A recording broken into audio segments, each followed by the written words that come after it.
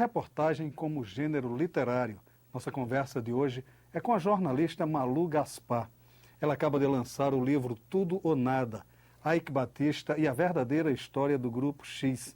Trata-se de um longo texto sobre as conjunturas econômicas que possibilitaram grandes ascensões e grandes quedas do empresário. Apesar da consistência da pesquisa, tudo é narrado como um perfeito folhetim. Na dica de leituras, a união entre memória e ficção, na análise de Migo, de Daci Ribeiro, e Os Piores Dias de Minha Vida Foram Todos, de Evandro Afonso Ferreira. Agora a gente conversa com Malu Gaspar. Malu, Eike Batista, que é um personagem polêmico, né? Você não busca fazer uma biografia, mas você faz uma reportagem, uma grande reportagem, pela tradição das grandes reportagens, sobre o que foi a polêmica da forma administrativa que ele lidou com a coisa. Quer dizer, a intenção foi essa mesmo, tentar dissipar o mito a partir de um livro-reportagem. Exato, Maurício. Eu conto aí que eu cobri o Eike, a história do Eike, das empresas dele, durante 8 anos, né? Eu cheguei ao Rio de Janeiro em 2005, no momento em que ele estava começando a ascender. E desde o momento em que ele começou essa escalada e até o momento em que ele começou a declinar, eu sempre ouvi muitas histórias de bastidores sobre o que se passava ali dentro. E por mais que a gente retratasse algumas situações em reportagem, é diferente quando você se propõe a contar uma história a partir dos seus bastidores. E eu achava que esse fenômeno, que até hoje não havia sido suficientemente compreendido. E que a melhor forma de fazer isso, de tentar expor exatamente o que se passou durante esses anos em que ele ascendeu e depois caiu, era justamente mergulhar nos bastidores das empresas. E essa foi a minha intenção, tentar contar a coisa por dentro. Agora, você trabalha com um texto de uma maneira curiosa, quando você busca os detalhes de conversas particulares, como é chegar a isso? Como é esse tipo de investigação? É difícil demais, Maurício. Você que é jornalista sabe que não é simples convencer as pessoas a falar, principalmente sobre um tema controverso. Quando eu comecei a fazer o livro, o Grupo X já não estava numa situação muito confortável, já estava próximo realmente de falir, de quebrar e tal.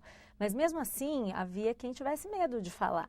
Então, o primeiro passo foi convencer as pessoas a falar e a falar longamente e fazer perguntas de forma até às vezes impertinente, tentando fazer com que as pessoas lembrassem dos detalhes. E depois procurar as outras para cruzar os diálogos e as cenas com perguntas tipo: o que você comeu? Você se lembra se falou, se levantou, que roupa usou? Não é todo mundo que tem paciência de se lembrar desses detalhes, mas eu sabia que isso podia tornar a narrativa não só mais saborosa, como também mais precisa. Acho que é importante a gente buscar o mínimo do mínimo detalhe num relato como esse, né? Isso é muito usado na biografia mesmo, né? Uhum. Sei lá, o Rui Castro, o Fernando Moraes, eles trabalham muito nesse nível de detalhe, né? Uhum. Para uma reportagem, uma grande reportagem de cunho econômico também, quer dizer, qual a importância desses detalhes? Eu acho que um personagem como o Eike, você não pode entender só falando em números ou nos grandes lances empresariais. Eu mostro aí que ele é uma pessoa que tem uma personalidade bastante controversa e bem complexa. Não dá para você resumir em 5 frases. Ele não é uma pessoa fácil de se entender. E eu aprendi na minha prática diária que muito do que acontece, das decisões que são tomadas, elas não têm lógica racional. Muitas delas são as decisões que advêm da personalidade, do histórico, das relações. Nem todo mundo toma a decisão mais óbvia para os seus negócios, né? E eu achava que era importante esmiuçar bem a personalidade do Eike, as relações entre as pessoas que estavam ali envolvidas com aquele grupo, para que se pudesse entender no todo porque, por exemplo, se tomaram tantas decisões desastradas que levaram o grupo a cair, por exemplo. E como é que ele conseguiu ascender tão fortemente, tão espetacularmente, tão rápido? tem muito a ver com o carisma pessoal, com as relações que ele construiu ao longo da vida, com o próprio pai, com essa coisa de perseguir o pai. Então, eu acho que num caso como esse, o aspecto pessoal, ele é vital para explicar a trajetória dos negócios dele. Você tenta quebrar alguns mitos, algumas mitologias em torno da personalidade dele. A famosa história do mapa das minas que o pai teria, as minas desprezadas pela Vale que o pai teria dado a ele, né? Como é que surge isso? Até que ponto isso é verdade? Como é que... Eu ouvi muito isso, Maurício. Desde quando eu cheguei ao Rio de Janeiro, eu cobria 3 empresas principalmente, Petrobras, Vale e Oi, Telemar e Oi. Então, o que eu mais ouvi eram histórias sobre essas empresas. E sobre a Vale e sobre o Ike, eu ouvia isso o tempo todo, que tinha esse mapa das minas, existiria até um certo armário do Dr. Eliezer, que ele teria carregado quando saiu da Vale. Então, tem muito de lenda. Mas, aos poucos, conforme eu fui investigando e conversando, buscando pessoas de lá daquela época, eu ouvia relatos interessantes. Por exemplo, era comum o Ike chegar em restaurantes, encontrar as pessoas com um tubo de papel, como se fosse um pôster, dizendo, olha, você não sabe que tipo de informação eu tenho aqui e tal. Então, o que eu concluí, afinal, depois de tantas entrevistas e buscas em papéis e tal? Não dá para dizer que o Eliezer entregou o mapa das minas da Vale para o Ike. Até porque não existe tal coisa, um mapa com as minas da Vale, né? Embora ele, com essa mise-en-scène no restaurante, a performance, gostasse de fazer pensar que ele tinha mesmo informações privilegiadas. A gente vê depois no futuro que ele sempre ajuda dessa forma, depois dizendo que tinha as informações privilegiadas do pré-sal, né? Então faz parte da maneira dele conduzir os negócios. Mas o pai dele deu para ele uma coisa muito mais importante, que foram os relacionamentos, o aval como um principal empresário do Brasil naquela época, inclusive depois também quando houve dificuldade nos negócios, chamando amigos e empresários importantes para salvar o Ike em momentos difíceis. Então, a ideia é essa mesmo, desfazer os mitos, porque o Ike durante muitos anos foi um grande mito empresarial no Brasil, e tentar explicar por que aconteceu o que aconteceu, porque no fundo o mito ele não era real, né?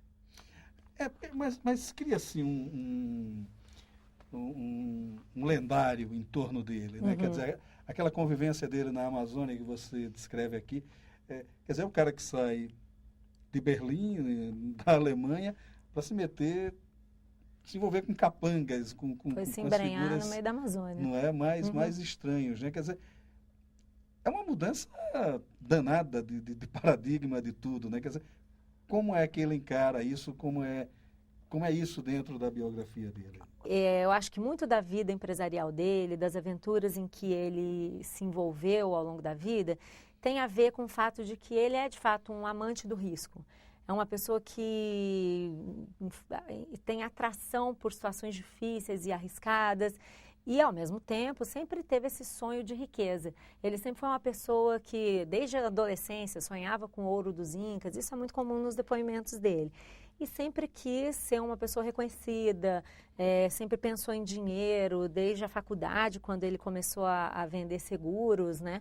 E sempre buscando negócios que dessem retornos multiplicadores. Então, acho que a Amazônia representava justamente esse sonho do Eldorado brasileiro. Era um lugar que ele poderia, em que ele poderia ir se arriscar de forma não tão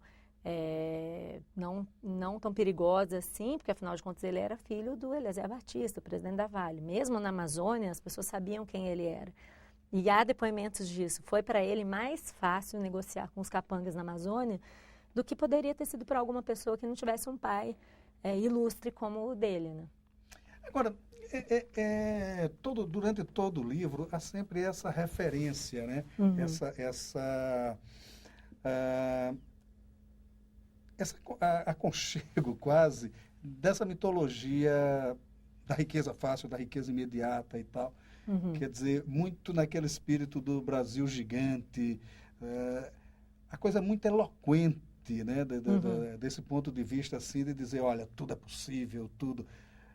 Me pareceu muito um personagem criado a partir daqueles sistemas que há pouco tempo se chamava de neurolinguística do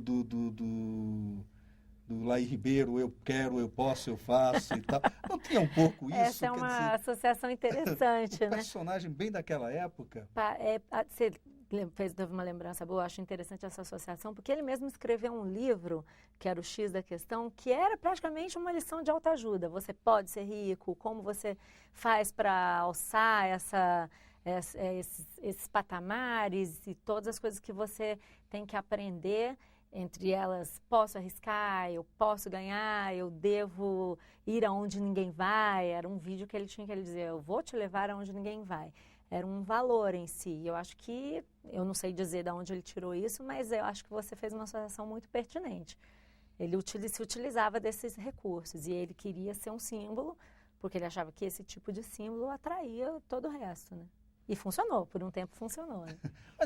Mas as sugestões são maiores. Você lista uma gama imensa de pessoas que desafetos irreconciliáveis com eles, que eram muito próximos a ele, viram que aquilo não era bem, quer dizer,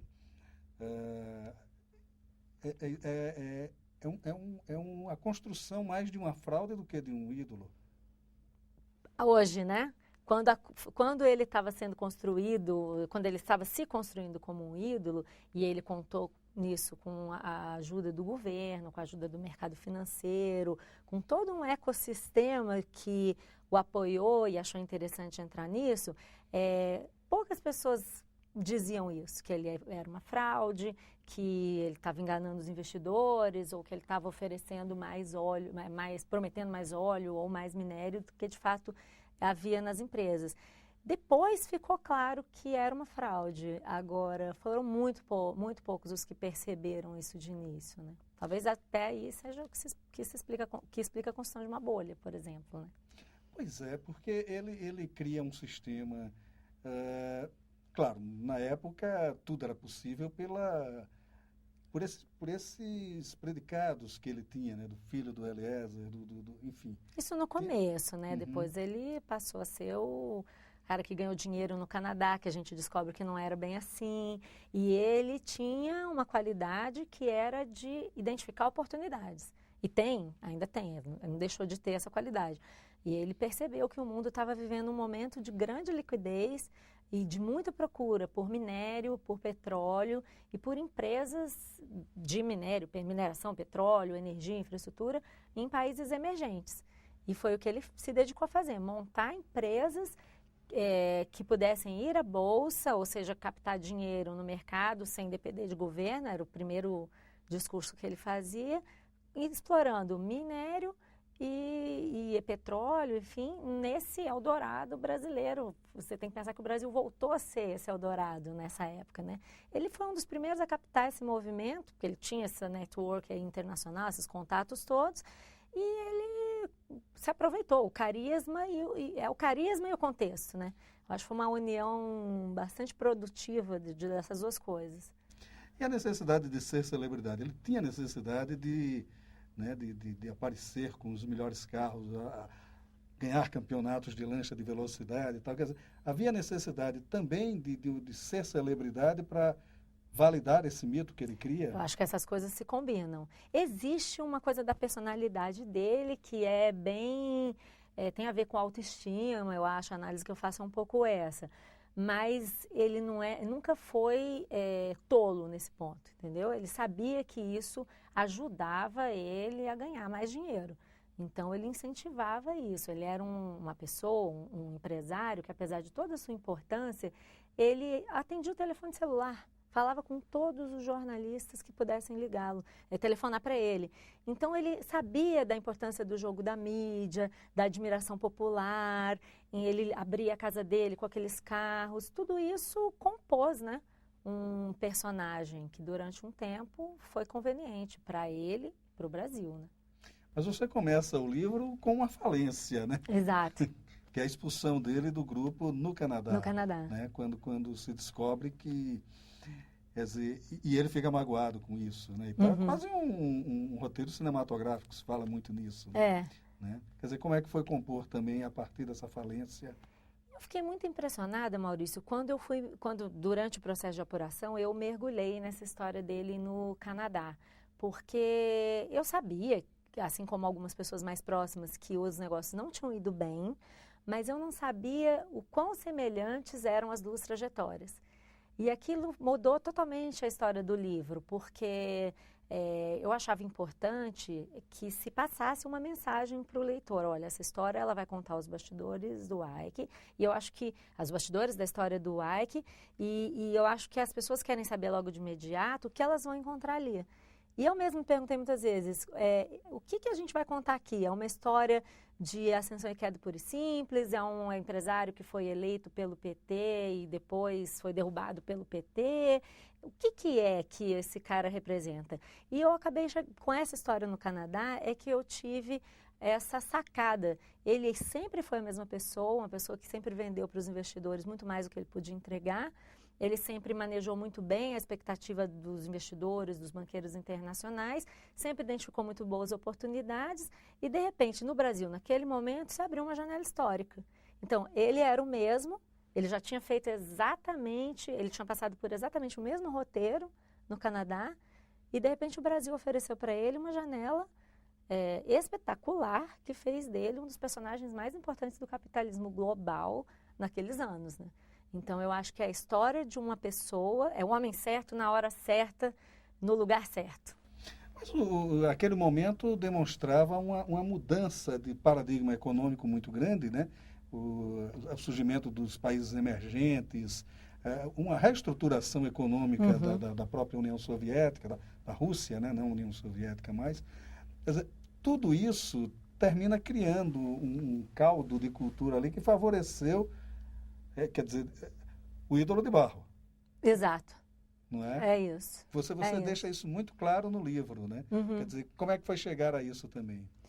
Isso já foi mais fácil, porque ao longo do processo, ao longo da cobertura, né, das empresas dele, era muito comum ouvir de concorrentes, olha, a OGX, por exemplo, não tem esse óleo, esses campos que a OGX está explorando já foram explorados pela Petrobras nos anos 90, é difícil você ter ali todo esse óleo que ele promete, então a gente ouvia aqui ali alertas, não era tão surpreendente que depois, ao final, se soubesse que não havia óleo ali. Até eu ouvi isso de um banqueiro que muito me impressionou durante o processo de apuração. A gente sabia que não tinha tudo aquilo. A gente não imaginou que não tinha nada. Então, quer dizer, a bolha é um pouco assim, né, Maurício? Eu estudei um pouco isso para poder escrever o livro, até para situar as coisas do jeito correto. Numa bolha, todo mundo mergulha numa espécie de frenesi. Aquilo você compra não porque tem fundamento, mas sim porque vai se valorizar mais e mais e eu só estou ali pela valorização. Qual é o segredo da bolha? Pular fora na hora certa. Todo mundo achou que era capaz de fazer isso, mas como ninguém sabia exatamente a extensão, o tamanho do problema, o tamanho da fraude, o tamanho da bolha, ficou difícil sair na hora certa. Só quem dominava isso, eu tento enfatizar isso no livro, eram o Ike e um grupo pequeno de executivos que dominavam o conjunto todas as informações. Então, ninguém tinha muita noção de quando a coisa ia estourar. E até muito perto de estourar, ele ainda era um empresário maior do Brasil, né? Levando o presidente da República ao Porto do Açu, sendo saudado na GE, que é o epicentro do capitalismo mundial, como o maior empreendedor do mundo. Então, era difícil, né, você prever quando é que você tinha que sair daquela bolha, né? Mas ele enganava os próprios assessores mais diretos dele. Ele dividia a informação, né? Ele dividia, nem todas. Eu acho que muita gente também, a gente não deve ser ingênuo, né? Muita gente estava ali porque sabia que ia ganhar dinheiro. E eu conto isso ao longo do livro, muita gente saiu antes ganhando centenas de milhões de reais. Então, não dá para dizer que essas pessoas também talvez não soubessem. Elas não sabiam exatamente quando a coisa estourar, mas elas tinham noção, muitas tentaram inclusive avisar que aquilo não ia dar certo. Mas é por isso que eu dei o título do livro de Tudo ou Nada. Eu coloquei Tudo ou Nada porque ele era um apostador. Ele achava sempre, como lá no começo, que ia aparecer alguém no final que ia salvar a pátria. Fosse a Vale, o BNDES, o governo ou, sei lá, os astros. Que ele tem tudo, né? Uri Geller entra na história. Uri Geller, monge budista. É divertido, né? Porque é raro você ter um personagem da economia que seja tão colorido, interessante como é o Eike Batista, né? É um show business, né? Tem o showbiz que dá aquela animada, né, na história das empresas, né? Maravilha. Malu, obrigado por sua participação no Obrigada. Obrigada a vocês da TV Senado. Há sempre uma verdade lembrada por escritores e críticos. Nenhuma literatura nasce do nada. Há sempre um ponto de partida escudado no real, por mais fantástica que seja a ficção. E muitas vezes ela desce ao nível do testemunho. No romance Migo, relançado pela Global, o escritor Darcy Ribeiro não exagera a ponto de fazer de seu protagonista, o professor Ageu Rigueira, um autorretrato, embora existam muitas confluências entre criador e criatura. O livro foi publicado em 1988, quando Darcy, como seu personagem, era já sessentão. Os dois são professores e escritores, têm muitos amores e amigos, além de serem mineiros. E aí as semelhanças começam a minguar, dando lugar para o real sentido do romance, a inquietação intelectual que tomou conta da segunda metade do século XX. Darcy Ribeiro, como ficcionista, era um homem preocupado em criar enredos divertidos e lúcidos, levando o leitor a refletir sobre o tempo presente, a vida presente. Em Migo, faz o balanço de uma vida aparentemente pacata, mas que traz em sua passagem todas as contradições possíveis, as amarguras e as maravilhas de se viver do próprio sonho. Menos alegórica e esfuziante, há uma corrente literária que busca os momentos mais tensos de uma vida para falar de suas dores. Neste caminho está uma trilogia escrita por Evandro Afonso Ferreira e que se fecha com o romance Os Piores Dias de Minha Vida Foram Todos, lançado pela Record. No fim da vida, no leito de hospital, uma mulher faz um balanço trágico, sentimental e filosófico de sua própria passagem pela Terra. Não se pode falar em uma imensa tragédia diante do romance de Evandro Afonso. Tudo se limita a um jogo poético, onde, mais que de ações, fala-se de sentimentos profundos. A todo tempo, a protagonista evoca como seu espelho Antígona, a grega que teria sido irmã e filha de Édipo. Elas estão irmanadas num universo de perdas. Desta forma, o autor reflete sobre as possibilidades nem sempre doces da vida, mas deixando o alento drummondiano. Pode haver uma flor poética no cerne do lamaçal.